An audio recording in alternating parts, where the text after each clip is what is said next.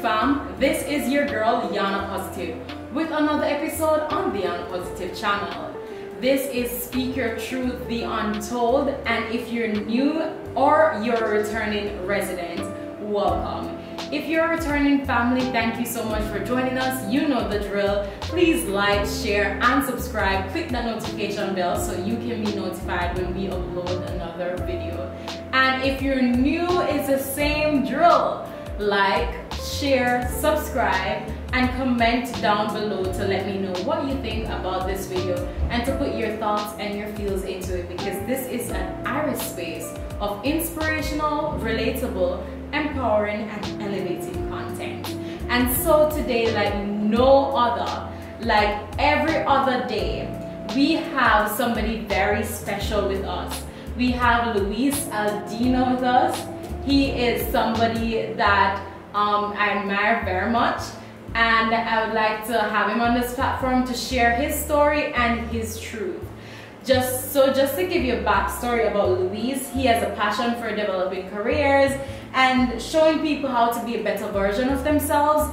He has worked almost 20 years with youth, young adults, and parents as a director or counselor of multiple youth groups. He professionally helps people of all ages to find and fulfill their full potential, and I'm so honored to have him here as a guest and as somebody that I see like every week.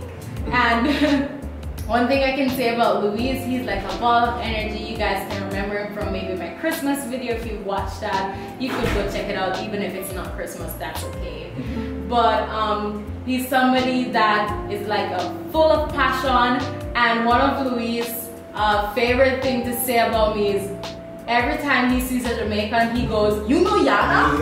And I'm like, I told Jency the other day, you think in your head like I'm feeling good. Like you meet every Jamaican and you go, "You know Yana?" And that's just like my favorite expression of you. But I'm honored to have you here on this platform to share your truth and to share your story. So Luis, welcome. Thank you very much. She said it's a blessing and a privilege to be here in your channel with the people that listen to you every week. And I hope that this opportunity for me to come in and share a little bit about my testimony, what God has done in my life, it can help others that are watching. And I really admire your personality because he's so vibrant, guys. Like, you know, if you know Luis, you know Luis. Luis is very vibrant. But this topic we're gonna discuss is gonna delve a little deeper, and we're gonna talk about it in depth.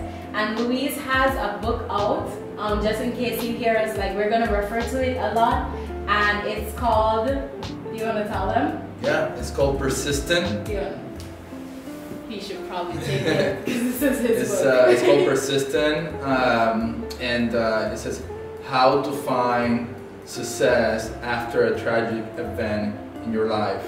It's a book that has been put together from my testimony. I actually have my mom as my accountability partner when I was writing this book. It's a book that it was written from blank page to published Amazon ebook, paper cover, hardcover in 72 days. And it's been a God, you know, God has been through the entire process. Even the cover, like I know people that take months to select their cover, to work with different designers and all that. I have one designer. I said, this is my idea. He came up with the idea. It was perfect. So all I can tell you is that this book, God guided me through it because of everything and how it came about. And not to mention, again, that experience to go through this book and my mom kind of reminding me about some of those events and making sure that everything was truthful.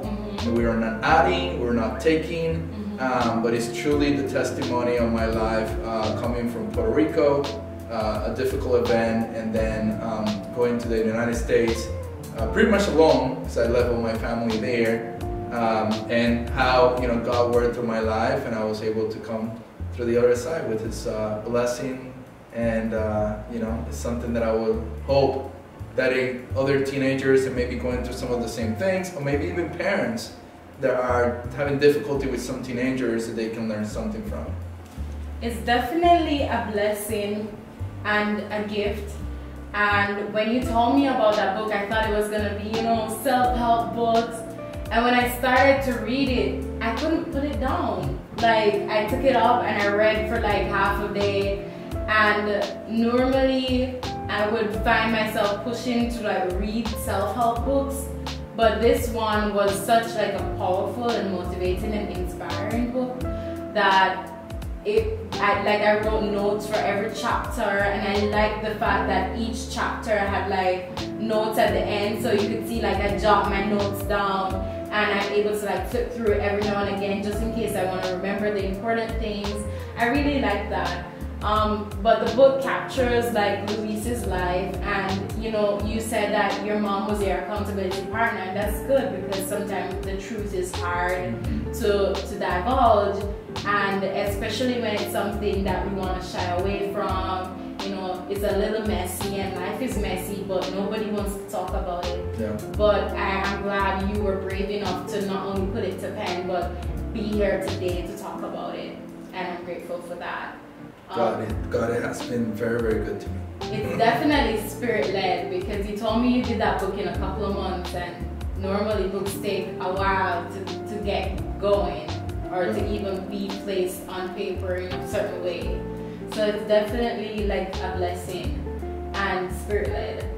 But we talk about like your personality, how vibrant you were, but the book goes into like you struggling with depression, and that starting when you were 18, 19? 18, 19, you had a very tragic event in your life. Would you mind telling us a little bit about that?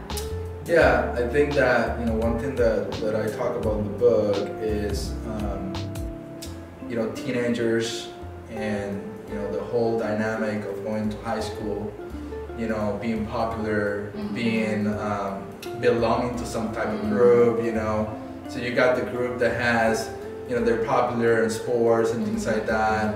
You have another group that, kind of like this boyfriend, girlfriends, and they go and hang out together and so on. So you try to find that identity, as you're going through those steps in high school, right? And even these days, right, like some kids are doing that even younger, middle school and even younger than that, elementary school, right? So that's one of the struggles that parents will have through that. So, I always talk about, for me, I had different situations where people, offer me different substances or alcohol or stuff like that. And that was not really, that was something that it really didn't interest me. But, something that I was very, kind of like passionate, or something that attracted me a lot was being in some type of relationship, right? My mom and my dad can remember me, when I was 5 years old and saying I had a girlfriend, so it's always been, like buying the Satsam and giving to somebody, the little cars, so it's been something that has always been, I'm always have that kind of, like surprising, somebody, surprising a girl and stuff like that. I had a girlfriend in my country, in Puerto Rico, and we had a few years of relationship with my mom, knew their mom, and the families knew each other. And it was very well known, in the town that we were together and stuff like that. But there was a moment, right, where clearly something was not right. And what happened at that moment is, when you read the book, I was literally sleeping, right? And I get this message. The message is a message that makes me believe that something is wrong, right? So then from that message, there's a phone call. And from that phone call, I'm really, really worried that something is absolutely wrong. So I'm going from being in bed to, not even getting dressed because I have chores and just a t-shirt, and I have sandals, and I went into action, to try to figure out what's going on, because I was worried. I thought that my girlfriend was in some type of dangerous situation, right? I truly believed that at that point, right? And you know, the people that, you know, were in the area can hear my car, you know, going like really fast, going somewhere. And I got into a place where I identified right away that, you know, something was definitely wrong, right? And it ended up being like a car chase at 110 plus. I remember my car was like, you know, like all the way down, you know, from 120, and you can see it. There were some of those bumps that are put in there so people go slow down, and those things, you know, I passed them, you know, over 100 miles per hour, you know, so it was a very, very difficult situation. But my mind, I was not thinking correctly, right? I was thinking something is wrong, you know, and I got, as I continued to think in my mind, what is happening, what could be happening, I just continued to get more worry, and adrenaline is pumping, you know, and I'm all just like, and at that point, you know, it's when those two cars, my car, the car, you know, where she is and these other people are, collide. And you know, after all that, there was just different events that happened, right? After I found out what was really going on, right? And you got that deception, right? That feeling of somebody, of, you know, the feeling of treason, right? Somebody doing something to you that you thought that, you know, they love you and so on. You get into that point of, it's almost like that person was your world, and all of a sudden that's gone. So now you're thinking, you know, I don't have a world, right? That's the mentality, right? That's the mentality of a teenager. That's the mentality of an individual. You know, this could happen with a girl, this could happen with a guy, this could happen with adults too, right? But all of a sudden something is going on with that person that you know, saw yourself, you know, like living, you know, forever or whatever is the case, and all of a sudden there's a very, very specific event that all that is gone. So now you're left with two options, right? The first option is to find something to be able to replace that void that you had, right? And the other option is just to end it, right? Because there's nothing to live for, you know? And it's a very dramatic way. It's a very dramatic thing to thought about and so on, but it's true. And I talk about it in the book, you know? I talk about the 16-year-old, right? That found out that she's pregnant, and she has 3 weeks since she knows that she's pregnant, and she has the results in her hand, and she's been playing over and over in her head how her dad, her mom are gonna react when she comes and say it, right? And she plays over and over that movie, right? She already feels really bad. She already feels ashamed. All of those things, you know, like she already have been feeling for weeks, right? And then now the moment comes where she's now in front of dad and mom and sharing. And now dad reacts, say, you know, I don't have a daughter anymore. You know, moms react, what other people at church are gonna say, all these different things, right? And now this person once again, right? My last hope, right? I'm in a very, very tough situation, and my last hope was my mom and my dad to help me through this. Whatever, you know, that is it at that moment, right? How they gonna help me, whether it's financially, whether it's just like, I love you, I'll take care of you. And that moment when they said like, no, we don't want nothing to do with you, you know, our family's name is, you know, tainted, all these different things, right? Now this person also is gonna go to that mentality of, I got two different options, right? And that's when like, okay, I'm out of here, and from there things happen. So very similar things happen in the life of different teenagers every day. I believe that, where they're encountered with something like that, right? Whether it's a girlfriend, a boyfriend, whatever is the case, and they are put in a situation where, you know, my world is completely crumbled. I don't have anything to live for anymore. But at the same time, sometimes also happen with dad, mom, or even, you know, somebody else. Maybe somebody looks up to a teacher and then they found out that they're not the real person. There could be different things, but my point is that all of us have something that we feel is very important with us. And when that is not God, when that is not Jesus, right? We're always gonna find that deception. And we always, because a human being, the Bible says, you know, like that you cannot trust the man, you know, the man is not trustworthy, right? You have to put your trust in God, you have to put your trust in King Jesus.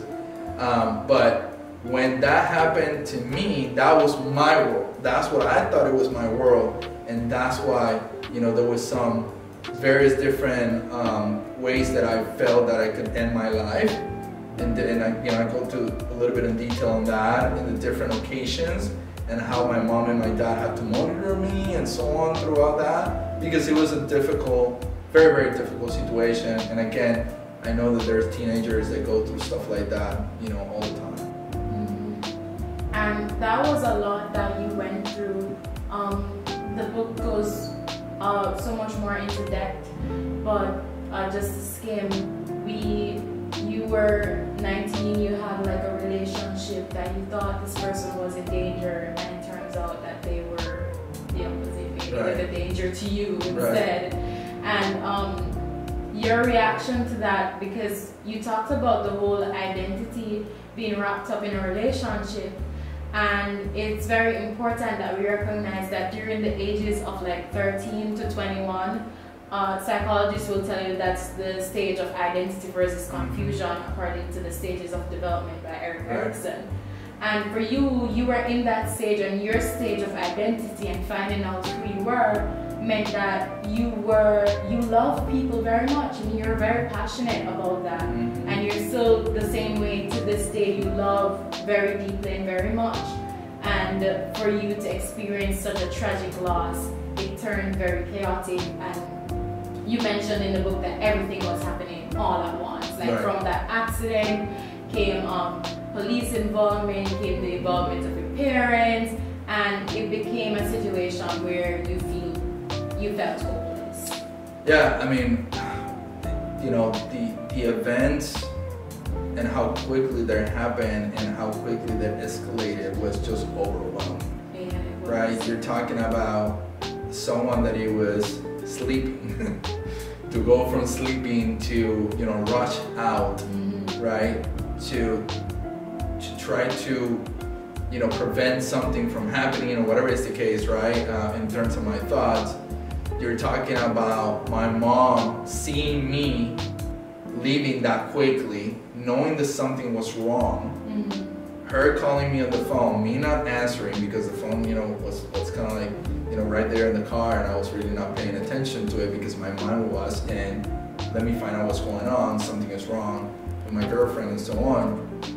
To now, my mom hearing the sound of this car speeding away really, really fast, and when I talk to her, she's like, you know, that's me, you know, that's my son, right? To her, you know, going in and, you know, finding me in the situation that I was, something that, you know, I think is the adrenaline is such a incredible thing, right? And if you know, Puerto Rico and some of our countries, Jamaica and so on, they have cattle, you know, they have different animals that are inside, and they usually are contained with some kind of metal, with metal pointy line. We call it barbed wire. Barbed wire, exactly. Yeah. I think that's what I said in the book. There's a barbed wire that is surrounded, right? So the cars went inside there and they got a wrap around barbed wire. So when I opened the door and I got out, as I'm walking into the street, because I'm in the, I'm in the grass, the car is all the way in the grass, in the field. And I got into the street, I feel something heavy in my feet. And if you remember, I was in sandals. So I feel something heavy, and when I look, my feet was bleeding, and I still have, if I take my sock, right now, you'll see it. There's a mark, right? That is because I was wrapped up in barbed wire. And when I saw it, I just, I didn't scream or anything like that. I just look at it and say, okay, this is what's bothering me. Took it out and just continue walking, right? So my head was bleeding. I didn't know what was the extension of my, condition, and things like that. Again, at that time, there was me, and there was another group that was not really happy with me. There was a situation where I thought that I was truly gonna die at that moment, right? There was a discussion and stuff like that between that group and me, and and I just thought that my life's gonna be over. At that moment, there was a car that comes in, and it was somebody that I know from the town and things like that, and they took me. They took me to my mom's house, and then I came back to the accident area. It was pretty close to to where I live, and that's when the police was there, and there was a different type of situation. Now like I escaped, possibly being died in the hands of this individual that was there, to now being possibly charged with 3 attempted murders, right? So now there's a different type of situation, right? There's a different thing that has come up, but has escalated, right? And obviously my mom is there, the officers are there, they're trying to figure out what happened and all that. And again, you have one person against the testimony of 3 other individuals, and maybe even 4, because there was another one that was not there. But was kind of like part of the same situation there, but it was not in the car. So from there to that moment, like nobody has to take care of me in terms of like, a doctor, like I still breathing, I still have whatever I have, I still I had, different types of, lacerations because of glass that came, the glass exploded in the car, and I have a bunch of, glass that I didn't even notice, like there was just so many stuff going on. But it's like, where do you put your attention? Because there's so many things going on, right? My dad was coming in, and he went from a place that is supposed to take an hour and a half to get to, and he made it in 25 minutes. So that's another thing that later on, I think about, like, he put his life in danger, to get to me. So there was so many things, going on at the same time, that was the first time, not only because of the deception about the person that you love and so on, but I almost felt like, I'm just such a weight for everybody, right? My mom, what she's just going through, with that situation.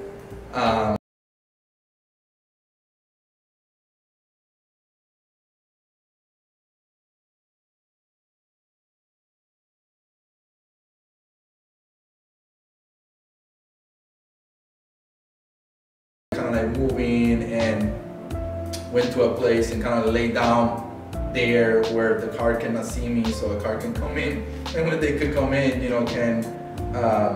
can basically end my life. That's what I was thinking at that point, right? Because in my mind, I'm like, right? Even though like later on you comprehend, you look through everything, like I didn't cause that, but because of the discussion, because of how people are talking and so on, at some point you kind of like start to believe it, and that's kind of like what the devil does with you, right? He wants you to believe that you are at fault, right? That you did something, that you're not going to be able to be forgiven and all that. And that's how I felt. I felt, look at what I'm doing with all these people. These people have been affected because of an action that I took, right? And now, okay, let me just end it, and then, like, I don't need to worry about it anymore, because I'm not gonna be here anymore. So that was my first attempt, right? Later on there was other ones with pills and being in the bathroom alone and stuff like that. But again, God has been so good to me. I'm here to be able to to tell the story, and I just hope that someone is listening that might be feeling that kind of way, that understand that, again, even though a tragic event happened in their life, there is a way to find success in Jesus and God's word. You've been through a lot, Luis. Like, a lot of people have powerful testimony, but it's what you've been through has really made you who you are. And I'm so grateful to know that person that you are. But looking back, that is like a lot for anybody to handle, you know. You were still a teen, you're still figuring out who you are and what you wanted and where your identity was.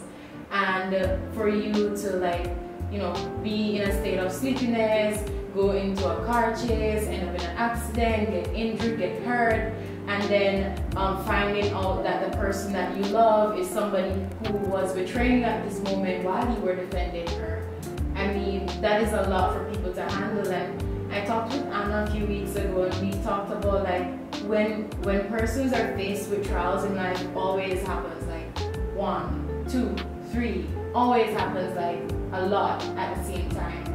And when you feel hopeless, that's when the devil tries to put into your mind that, you know what, let's end your life because there's no hope.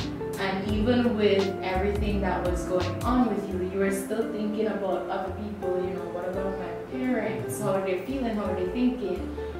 Maybe it would be better if I wasn't here, and maybe it would be better if I didn't do this thing.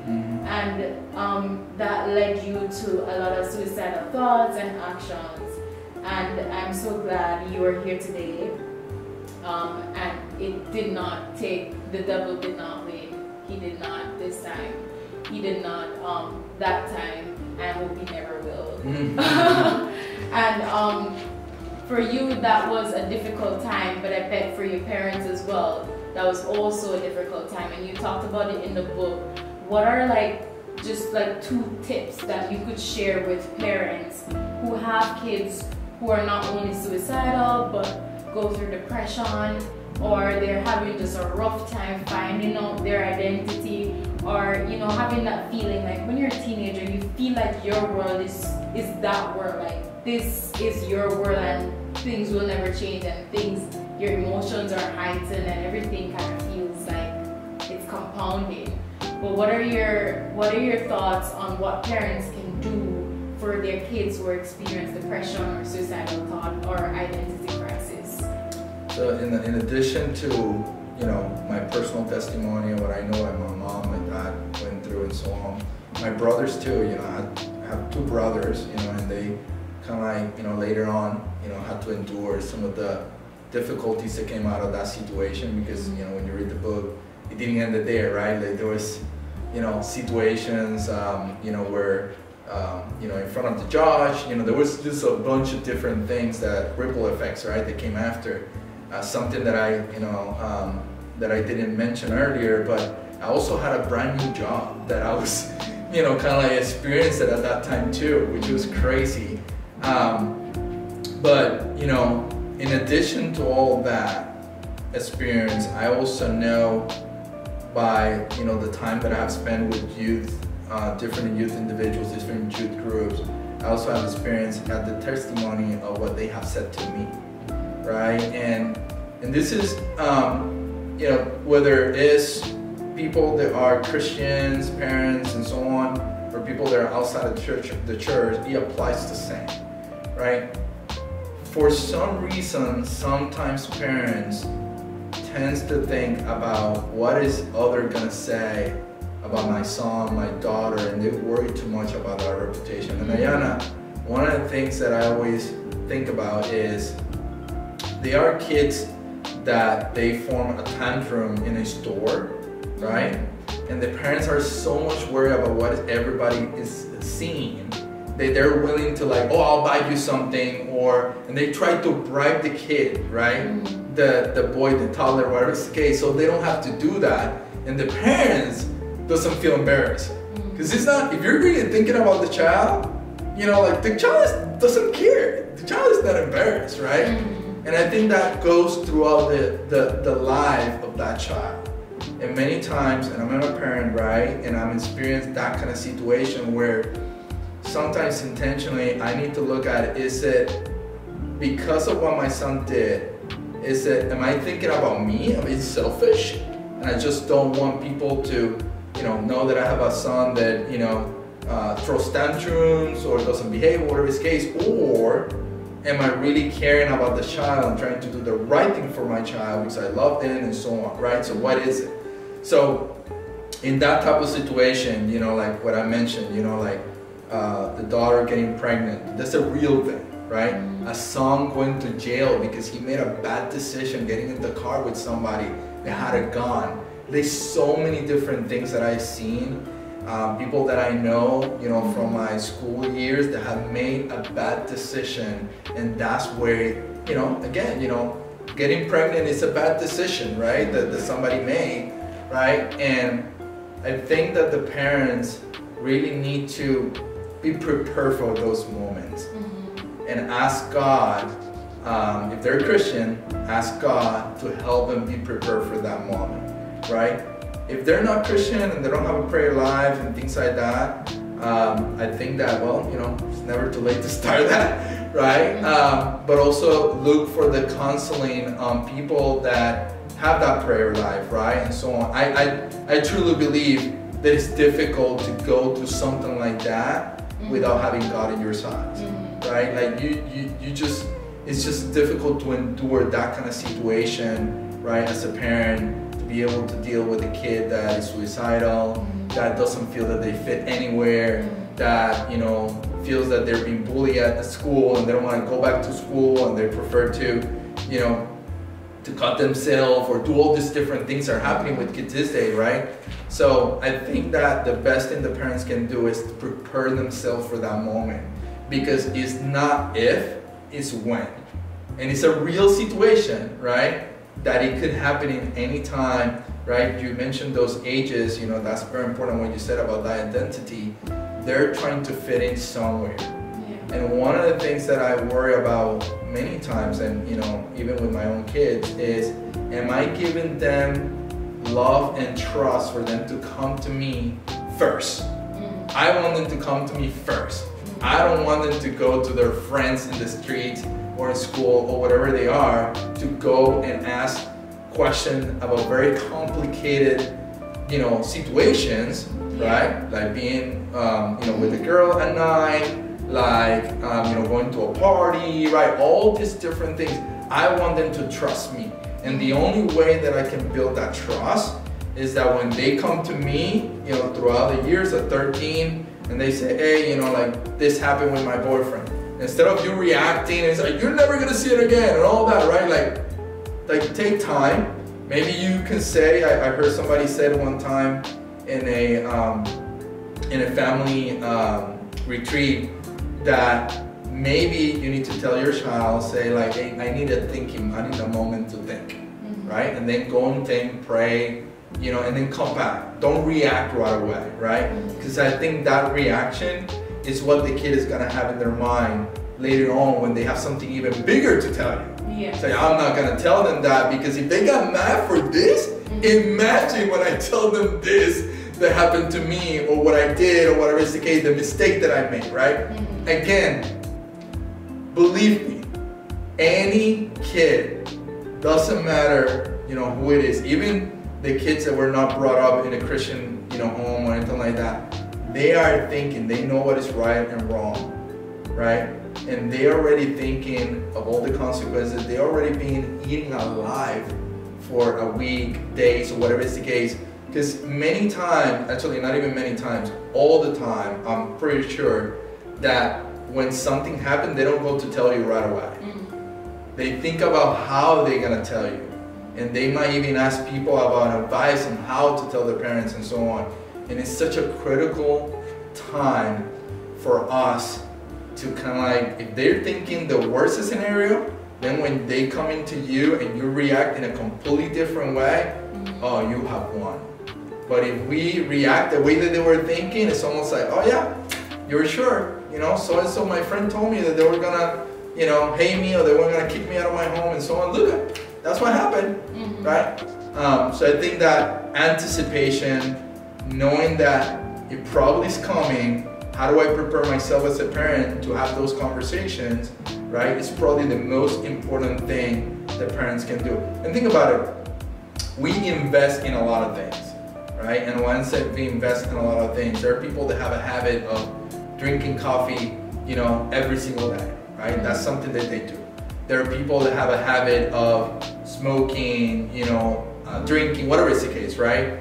But not even some of those stuff, right? There are people that have a habit of going to the gym, and that's important for them, right? To be able to build, their body and to be healthy. There are people that, they count the points of what they're eating and things like that. And there are different habits that you have to put in. How about you start doing something that is a habit about how to become a better parent and getting prepared yourself from those tough conversations, investing in yourself, reading those books as you were talking about, self-help book. There's so much information out there these days for us to be able to get ahead of the issue versus being reactive and trying to be proactive. And it's so powerful that you said that, because I was listening to a podcast the other day and it said that so often when kids go through stuff as teenagers, it's so crazy that they depend on other teenagers to guide them through it when they're still figuring out themselves, and it makes no sense to you, but that's where they're comfortable. And you shared that like to summarize, like 3 tips for parents who have kids who are struggling with depression or suicidal thought or just identity, because all kids struggle with identity crisis, all teenagers, just for them to develop a relationship so that they're comfortable enough to go to them, and for them to not be so concerned about what everybody's thinking and be more concerned about catering to the needs of their kids. And also but I forgot the third one, but I had it. Anyways, those are some tips for parents who have kids who are going through depression or suicidal thoughts, or even just teenagers in general, because they can be a handful, either way. In your book, I don't know if you realize how powerful this is, but every time somebody goes through a change, goes through growth, goes through any difficult circumstances that they have to grow from, where they become from a caterpillar to a butterfly, this is what happens. They go through the grieving process. And you mentioned it, you stated it in the book, like at first you were in denial, so you were hurt and you didn't even realize that you were in shock, like this was happening, you weren't processing it very well. But when you started to process it, everything was crashing all into one. And you were submerged into depression. And that lasted for a little bit, and then you were angry. And after the anger became bargaining, which is like, what if I had done this? What if I had done this? Those what if questions that often pull us back into depression. And finally you went into accepting your situation and moving forward. And you did so in a process that a lot of people don't recognize, but it's called transference. Like when you're going through something, to transfer the energy of what you're going through into something else. So that's when they say, like, oh, if you're depressed, go and exercise, because take it out on the treadmill. Or if you're trying to abstain, do some activities, some sports, transfer the energy of whatever you're experiencing into something else. And for you, you transferred that into work, and you had a new job. How did you go about, like, just some tips about how you pulled yourself from committing suicide, trying to commit suicide multiple times, into transferring now into becoming the person that you are? Yeah, I think that, first of all, I remember that day that I had to work after the accident and then all that happened. I remember, going with my dad, because I went to live with my dad, because it was further away from the situation, right? Friend for the ex-girlfriend and all that, right? So my mom and my dad made that decision, so I went to live with him, and he was bringing me back to my job. And I remember going in and talking to the assistant manager about, hey, like I didn't call out or anything like that. I just went there, and I remember, back then, but I think it was good for him to see me and see the state that I was, you know, and be able to understand that I was not in conditions to, you know, to be able to work. You know, it's retail, you know, you're supposed to be like happy, talking to people, and I was not in any condition to do that. But in addition to that, my ex-girlfriend job was across the street from this job. Like, it was across the hall in the same mall from where I had my new job, right? So it was gonna be a tough situation, and you know, there was I mentioned the judge earlier, so there was an order of, you know, restriction for her to be in the same place that I am, and for me to be in the same place. We go to the same university. It's just a very complicated situation, right? So, you know, I had to figure out what I had in my hands, right? I didn't have a car because the car got totaled. You know, didn't have my freedom in a way because, again, I couldn't be in a certain place, you know, and even the situation about school, it was a little bit difficult. I know that, you know, the things that I did in a weekly basis, right? The time that I spent with her, the time I spent with the family and all that, that changed, right? So now I need to find something different to do and stuff like that. But what I had in my new hands was this new job, because it was new. That happened literally while, you know, this job, you know, starting. And in any new job, there is that kind of like, you have to learn it, right? And you have to learn it, whether it's back then it was books, now it's online, but back then it was actually books that you have to like read and then do those bubble exams, you know, to pass it, the test and all that. So I just, you know, concentrate on that.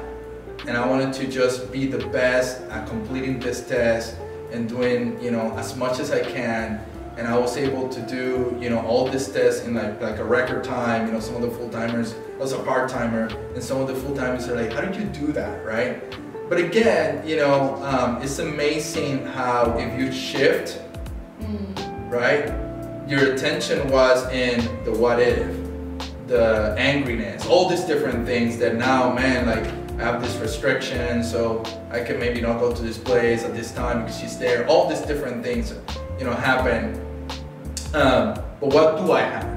Well, I have this new job, and I have this thing that I know I need to do, which is my training. And I'm just gonna concentrate on that and do it as best as I can. And I just, you know, like, I took that, right? And that's what I had, and that helped me to, you know, accomplish certain thing in that job. There was a specific award. It was called the Caribbean Jewel. It's a pin that they'll put in you that has the island of Puerto Rico, and it has a little bit of gem, you know, attached to it. And there were certain criteria for you to be able to get a Caribbean Jewel. So in the last day, in the last hour, not even the last hour, in the last minute, I was able to complete a sale that gave me the access and guarantee me that Caribbean Jewel for that month, because it's a monthly basis award. And the first thing that I saw was me as a part-timer, not really knowing, you know, there were a lot of people, there were a lot of full-timers. There's a little bit of jealousy, you know, in terms of me accomplishing that as a part-timer. But the first thing that I saw was how people reacted and how people got excited, and at the same time like, wow, what an accomplishment. And I think after the tragic event, I got a taste of what it means to give hope to others, to give inspiration to others, to give something to others that even though they thought it's impossible, and you're able to do it in the way that you're able to do it, right? Others now say, oh, if Luis did it, I can do it, right? And now new team members were coming in, and they were being successful, and my story has been shared, and the work about what I was able to accomplish. I did it the second month, and then the third month, and I saw the manager, you know, they did these meetings and these huddles, and, you know, they will call it out, and it was just a really cool thing. So again, for the first time, I got that taste on like, what if I can help people, right, do something that they did not believe they can do, right? And something different started changing in me throughout that time, because again, seeing that smile, and going back to you said, you know, like, my mom always raised me to be like that. you know, to be excited for people to, you know, to see something, right? That's the surprise, like I said, you know, giving the Sam and seeing somebody, wow, you know, excited about it, right? Or, you know, like bringing a basket of flowers, you know, and to see somebody super excited about it, they were not waiting for it. And now I've just experienced another type of excitement, another type of inspiration that really kind of like started guiding me into the right path. And, you know, looking back, and even when I was writing the book with my mom, you know, it's almost like God was preparing me to what He wanted to do with me. Because I'll tell you one thing that I did, I was very, very passionate about jewelry. I had a bracelet, I had a ring with the initial 8, I had a chain, and it had a basketball, and it had a couple different things that I like, that I'm passionate about. And I was very proud all the time to kind of like put it on, and you know, sometimes I'll go and take a shower with them and with all that. And little by little, I started believing like, okay, I don't need this stuff. You know, like, and I took it out. I was way before I got baptized. I just took it out, and I said, I don't need to concentrate on this stuff anymore. I don't need it anymore, you know, I'm more than just, so I think that God was preparing me for something bigger, because, you know, those things were happening. But again, the shift from being mad, you know, not happy, angry and all that, to now, okay, there's something here that I can tap into. I accomplished something that other people haven't been able to accomplish, and I can show them that it's possible. That was something that God did in me that kind of like helped me to kind of like think about that path. And you said something in your book that resonated with me. You said anger shifts with perspective and depression shifts with exercise. And for you, and this is so powerful, guys, for you, when you're in the bargaining stage that I mentioned earlier, you said, what if I had done this? What if I had done that? And that's focused on the past. But Louis turned his what if into what if I do this? What if I do that? And that created a future for you. Not only did you flourish at your job in Puerto Rico, guys, he's from the Caribbean. Puerto Rico is a Caribbean jewel right here in the studio, Caribbean jewel. Not only did you flourish in the Caribbean, but you were able to come to the States where you continue to advocate for people and to help them become the best that they can be. And that's such a powerful thing. And you met your wife, Sarah, and he now has 2 beautiful boys. They're so cute. They're in my Christmas video too if you want to watch. And you have 2 energetic boys who you are growing very finely. And I think that whole story is a whole different story. And maybe we can talk about it another time. But it's not like the fairy tales say happily ever after, but it was definitely a very good thing, a very good way to get out of your bad situation. And what I'm in awe of most of all, out of everything you've said, is that despite the things that happened to you, they didn't change who you were. Like, you loved very deeply and you gave it freely. And despite being so hurt, that didn't change. You still give your love to people, you still give your help, you still help them to grow. And you could have easily been bitter and stuck and be like, you know what happened to me? You know how many people I meet was like, what happened to me when I was 19? This girl did this. And many people are stuck in that stage in their life and they never move on. But you flourished, you move on. And I'm so glad you're here today. So what do you want to tell them or to leave with them, that despite my story, these are the lessons I learned that I knew I had to go through this in order to be the person I am today?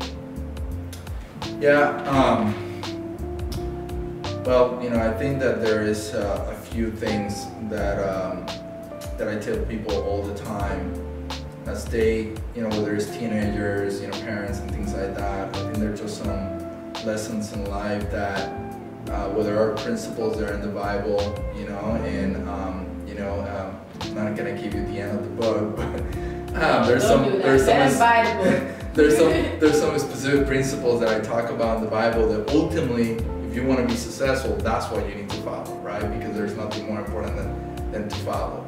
But in terms of just practical ways, right? When I wrote the book, I was doing this routine in the morning. And as part of that routine, I needed to reflect on the goals that I had. So I put a goal like, I want to be a better parent, right? I want to be a better husband, right? And what I did was to journal those things that I did in order to accomplish that goal, right? So there's so many people out there, right, that said, even like, right now, New York Times, there is years ago, they did this, article on people that wanted to write a book. Well, 90% of Americans, right, wants to write a book, right? Less than 1% that get to do it, right? The only difference between one group and the other is that less than 1% did something with it, right?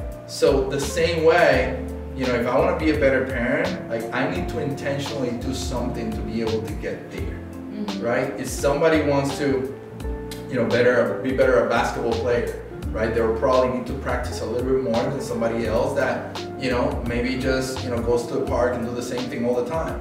Maybe this other person needs to wake up a little bit earlier, right? So there's so many things and so many goals that people have in their mind. You want to be a better Christian, right? What did you do today that helped you to be a better Christian tomorrow, right? When that person cut you off, do you got mad? Or do you pray for them so they didn't have an accident because they were driving reckless? You have to change your mindset, right? And one thing that is important for us is to, it's funny because Pastor kind of like talked about it today, but I always say to everybody that everything happens for a reason. And even though I don't understand it, I need to accept it. Because if you start thinking about why did this happen, why did that happen, right? I need to embrace it and then figure out what is it that I need to learn from this to help me grow and to be a better parent, and all those different things that we're talking about, right? This situation that the teenagers have happen with them, parents and so on. Let's learn from them, versus like why they're happening to me, right? And again, going back to what I said earlier, when you think about the goals that you have, somebody wants a better job. Well, they need to look for resumes. They need to be, looking in different things, maybe checking in and talking to different people that are part of that industry that they know and they might not know, but they want to, get curious about, right? Like, you have to be able to do something if you want to get better at, whatever that is, right? Be a better parent, be a better, husband, all of those different things. Keep a journal, right? But in addition to that, for the teenagers that might be listening, or even for parents that are listening, as an advice for the teenager, don't try to be like someone else. Not only be yourself, but try to be a better version of yourself every day. There's so many rankings, there's so many, numbers out there, there's so many competitions that will tell you, like, go for number 1, go for number 2, go for number 3. Try to be a better person tomorrow than when you were yesterday, right? Don't compare to yourself to anybody else. Compare to yourself to you. If you do that, if you just concentrate on being 1% better every day, you're gonna be an incredible human being by the end of this year, right? But when we look at someone else and what they do it, we're putting our focus in something completely that is gonna take us away from our goal, right? And ultimately, obviously, right? If we do wanna compare ourselves to somebody else, right? We should like to be like the one that have never sinned, that has the answer, right? The one that loves us more than anybody else because he died for us. You know, nobody else had done that, right? You can have friends that say, oh yeah, let me give you this advice about this and that. Well, you know, that person probably won't die for you. You know, if you tell them, will you do what Jesus did for me? Because Jesus died for me. Oh, you wanna? Okay, I'm not listening to you. I'm listening to Jesus. So again, to kind of like put a bow into the conversation, don't try to be somebody else. Try to be better than you were a week before, a year before. Be a better version of yourself. And being a better version of yourself will get you closer to ultimately be more like Jesus and be more like an individual that is going to have the character to be able to inspire others to do things in their life that they maybe never thought that they can do. Those are powerful words, and you have a powerful story which we've shared today, and I don't think I need to say anything else because that's all there is. There needs to be. Luis was here sharing his story about how he persistently overcame depression, suicidal thoughts, attempts, as well as persisting through a horrible breakup and finding his purpose in mentoring youths, finding his purpose in doing the best at his job, and finding his purpose in becoming a better parent and I'm sure an amazing son. So I want to thank you first of all for coming here and for agreeing to do this and for agreeing to have this talk. It was definitely Speaker Truth. It was definitely an episode on Speaker Truth because that was your truth and you told us as it was, and I'm very grateful for your vulnerability and the way you impacted and inspired us, and the fact that you know, we don't have guys who talk about this. So I was honored to be graced by your truth today and to have you being so open and honest on this stage. Thank you again, Luis, for joining. You can find Persistent, How to Find Success After a Tragic Event in Your Life in Amazon. You can get it as a paperback or you can get it as an ebook as well. So, you know, you can get it as a gift for somebody. So if you're a parent and you want to give something to your teenager, I would recommend it for you at that. I also have found out that teachers get a lot of good information out of the book to be able to deal with certain situations with their teenager students and be able to connect with them more. So it's a book that, you know, is for different ages, but certainly, again, you can buy it for yourself or you can get it as a gift for someone else. And thank you, audience, for watching, and thank you for listening. And I want to remind you that we're here Thursday at 8, same time, same place, next week. And once again, please like, share, and subscribe, because here at Speak Your Truth, we create an airy space of inspirational, relatable, empowering, and elevating. Thank you, Luis. Thank you for having me. And have a great one, everyone.